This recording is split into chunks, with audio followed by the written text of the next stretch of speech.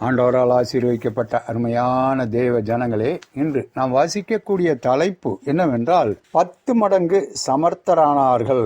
தன் ராஜ்யம் எங்குமுள்ள சகல சாஸ்திரிகளிலும் ஜோசியரிலும் அவர்களை 10 மடங்கு சமர்த்தராக கண்டான். தானியேல் 1 அதிகாரம் 20 வசனம். உடற்தகுதி என்றால் அந்தந்த வயதில் தன் வேலைகளை யாரையும் எதிர்பார்க்காமல் யாரையும் சாராமல் தானே செய்வதுதான். இதைத்தான் உடற்தகுதி என்று கூறுகின்றோம். ஒரு மனிதன் நல்ல உடல் தகுதியுடன் இருப்பதற்கு முக்கியமான 3 காரணங்கள் உண்டு. அதாவது நல்ல ஆரோக்கியமான உணவு, நல்ல உடற்பயிற்சி, 3வதாக நல்ல தூக்கம் ஆகும். இந்த 3ஐயும் நாம் சரியாக செய்தால் எல்லா வயதிலும் நாம் உடல் தகுதியோடு இருக்கலாம். ஒரு மனிதன் நடுத்தரமாக உடற்பயிற்சி செய்கிறவராக இருந்தால் சராசரியாக ஒரு நாளைக்கு 30 நிமிடங்களாவது நடுத்தரமான உடற்பயிற்சி செய்வது மிகவும் அவசியமாகும்.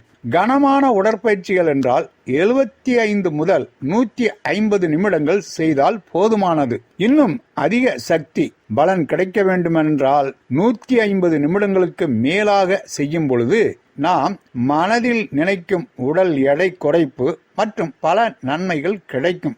சரியான உடற்பயிற்சி என்றால் வேர்வை வெளியேற வேண்டும், இருதய துடிப்பு வேகமாக அடிக்க வேண்டும். உடற்பயிற்சியில் 2 வகை உண்டு. ஒன்று ஏரோபிக், மற்றொன்று அனோராபிக். அதாவது காற்றோட்டமுள்ள உடற்பயிற்சி மற்றும் காற்றில்லா உடற்பயிற்சி ஆகும். முதலாவதாக ஏரோபிக் உடற்பயிற்சி என்பது ஆக்சிஜன் உடனான உடற்பயிற்சி. இந்த உடற்பயிற்சியின் போது சுவாச மண்டலம், இருதய இரத்த ஓட்ட மண்டலம் 3 மண்டலங்களும் நன்றாக இயங்கும். ஏரோபிக் உடற்பயிற்சிக்கு சில உதாரணங்கள்: நடைப்பயிற்சி, சீராக ஓடுதல், மிதிவண்டி ஓட்டுதல், நீந்துதல், தியானம் செய்தல், படகோட்டுதல், படிக்கட்டு ஏறுதல், ஆடுதல் ஆகும். இதை செய்வதால் கிடைக்கும் பயன்களாவன: இருதய நோயிலிருந்து நமது இருதயத்தையும் நுரையீரலையும் பாதுகாக்கும், புற்றுநோயிலிருந்து பாதுகாக்கும், சர்க்கரை நோய், எலும்புப்புரை, உடல் பருமன், அதிக இரத்த கொழுப்பு,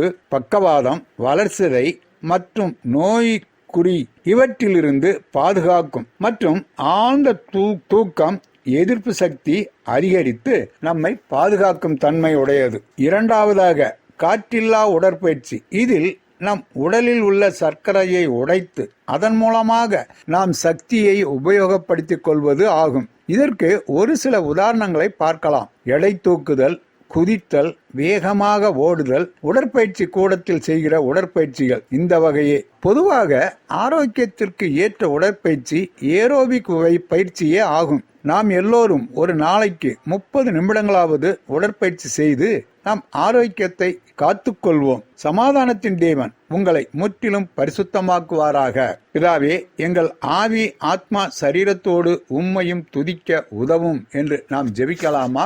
ஆண்டவர் தாமே நம் அனைவரையும் ஆசீர்வதிப்பாராக. ஆமேன்.